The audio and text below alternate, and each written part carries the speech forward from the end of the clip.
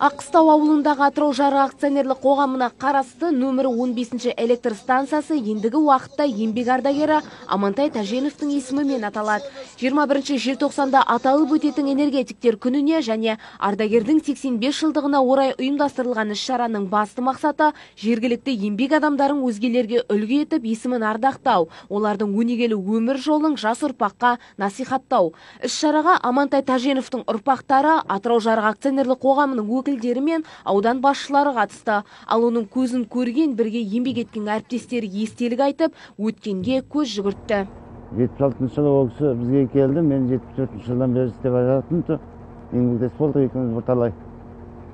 Еңбекте ол кезде енді техника шамалы, аз көп қиыншылықтар болды. Қыстында, аязда да, ыстықта да бірге жүрдік. Ең бірінші біз жасаған жылдар, мысалы 74 жылдар, ол кезде жаңыз газик болды.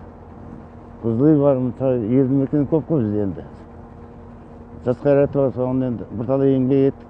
Амантай Тәженов 1938 жылы Индер ауданында дүниеге келген. Еңбек жолын 1957 жылы жаңадан құрылған Қаратон дизель электр станциясында монтер болып бастап, 1964 жылы ірі кен орны Тереңөзек мұнай кәсіпшілігіне жұмысқа жіберілген.